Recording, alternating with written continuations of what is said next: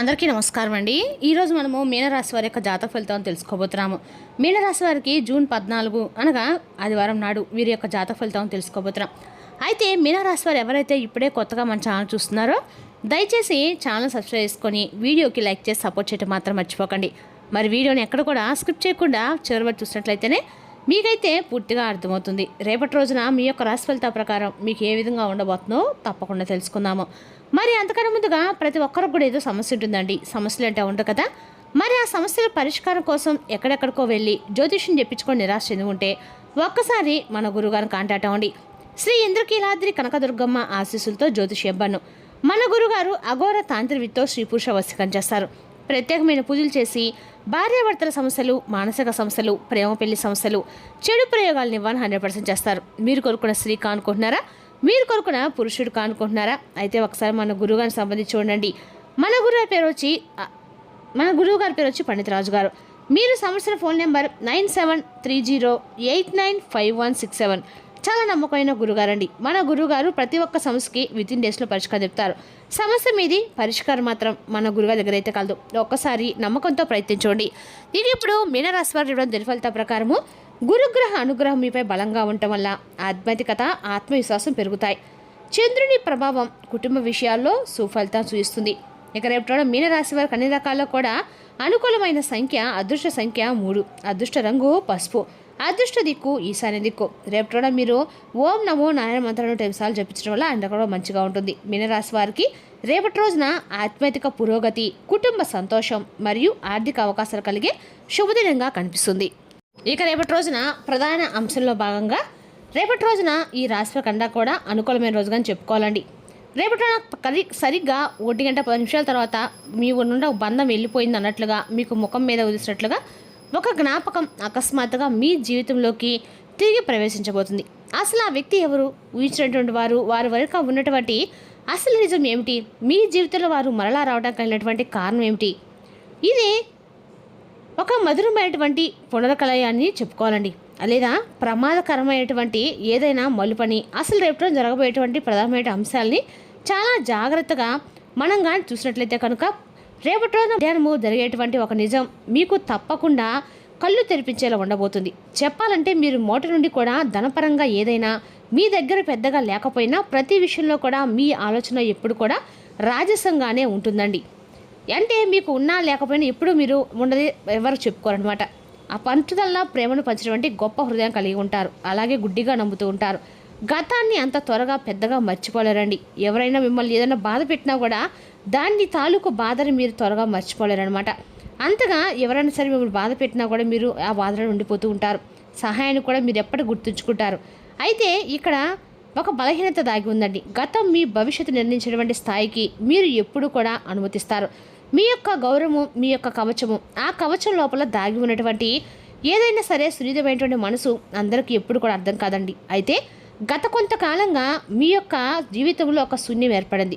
మీరు ఎంత కష్టపడినా మీరు ఇష్టపడినటువంటి ఒక మనిషి లేదా ఒక స్నేహం లేదా ఒక పని మీ జీవితం నుండి దూరం కావటము, మీరు ఆ అడుగు అనేది ముందుకు వేయలేక వెనక్కి తిరుగుతూ మరలా ఆ రోజు వస్తే ఎంత బాగుండు అనుకుంటూ మీరు ముందుకు కూడా ప్రతిరోజు కూడా కోరుకుంటూ వచ్చారు.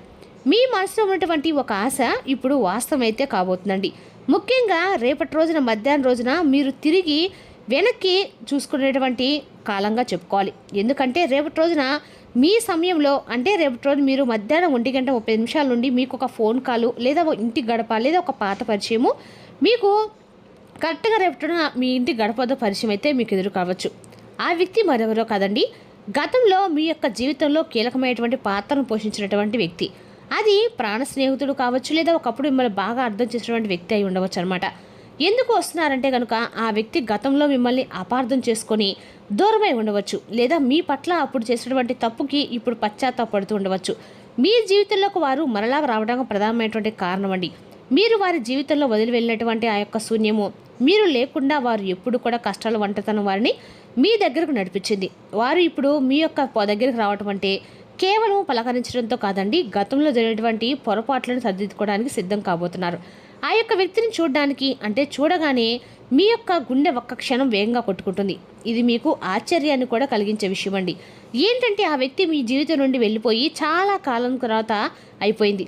వారిని మరలా చూస్తానని మీరు కలలో కూడా అనుకోని ఉండరు. ఆ వ్యక్తి వచ్చే దారిలో మీ పవిత్రమైన వ్యక్తి వచ్చే దారిలో ఒక దారిలో పవిత్రమైనటువంటి ఉద్దేశం ఉందండి.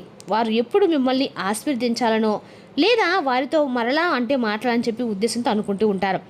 ఆ క్షణం అయితే రానే వచ్చిందండి. ఇప్పుడు కాళ్ళకు సాకారం కూడా కాబోతుంది.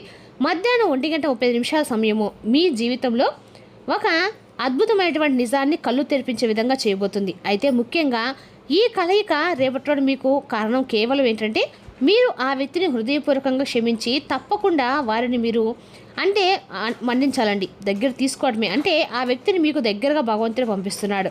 వారి యొక్క మనసులో ఉన్న అహంకారం తొలగిపోయి తప్పకుండా మీ దగ్గర అవ్వాలనేటువంటి ఉద్దేశంతోనే వారు మీ ముందుకు వచ్చారు. కాబట్టి పరిస్థితులన్నీ కూడా అనుకూలంగా మరలా మీ దగ్గరికి అయితే ఒక చేట చేర్చబోతున్నాయి. అయితే ఇక్కడ మీరు ఎవరిని కూడా గమనించాలండి.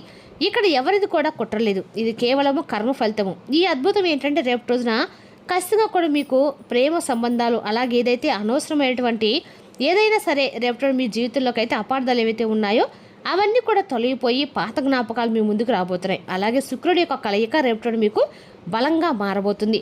మధ్యాహ్నము చంద్రుడి యొక్క స్వభావం చంద్రుడి యొక్క ప్రభావం మీపై పట్టడంతో పాత జ్ఞాపకాలు పాత పరిచయాలు పాత వ్యక్తులు మరలా తిరిగి ఉద్భవించి వాటి గురించి ఆ వ్యక్తుల గురించి మీకు తిరిగి అంటే ఏదైనా సరే రేపటి రోజున మీ మనసులో ఒక భావం అనేది ఏర్పడడానికి గ్రహగతులు కూడా సహకరించబోతుందని చెప్పుకోవాలి.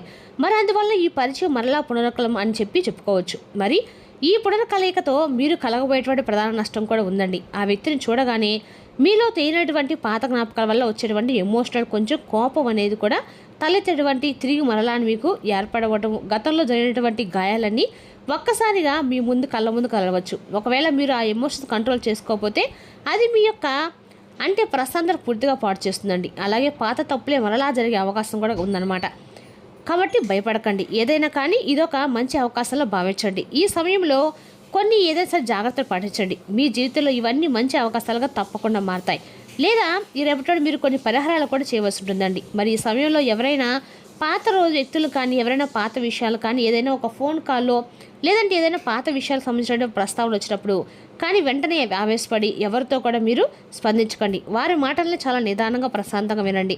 వెంటనే వారి యొక్క నిర్ణయాలకు మాత్రం రాకండి. అలాగే వారి యొక్క పరిహారం అనేది రేపటి మీరు ఖచ్చితంగా కూడా చేసుకొని తీరండి. ముందు తప్పకుండా మీరు ఆ వ్యక్తిని కలిసే ముందు మీ యొక్క పాత విషయాల గురించి ఒక్కసారి మీ మనసులో ఏదైనా ఒక విషయం పదే ఆలోచిస్తూ మీ యొక్క ఆలోచనలు తిరుగుతున్నా కానీ మీరు ఏం చేయాలంటే ఒక పసుపు వస్త్రాన్ని తీసుకొని అన్ని రకాల్లో కూడా మీకు పసుపు పుష్పాన్ని దగ్గర ఉంచుకోండి. ఇది మీ మనసును ప్రశాంతంగా ఉంచి సరైనటువంటి నిర్ణయం తీసుకోవడానికి రేపటి ఉపయోగపడుతుంది. మరి ఆ వ్యక్తితో మీకున్నటువంటి ఏదైనా సరే మాట్లాడేటప్పుడు గతాన్ని కొంచెం గురించి మాట్లాడుకుంటాం అయితే మంచిది. మరింత ఎక్కువగా అంటే కాసేపు మీరు అసలు దేని గురించి కూడా మాట్లాడుతున్నారు, దేని గురించి మాట్లాడబోతున్నారు అనే దాని గురించి జాగ్రత్తగా విని ఆ తర్వాత భవిష్యత్తు గురించి చర్చించండి. అయితే రేపటిలోని మీ జీవితంలో అనేక రకాలుగా ప్రేమ బంధమే కావచ్చండి, ఒక స్నేహ బంధం కూడా కావచ్చు అనమాట.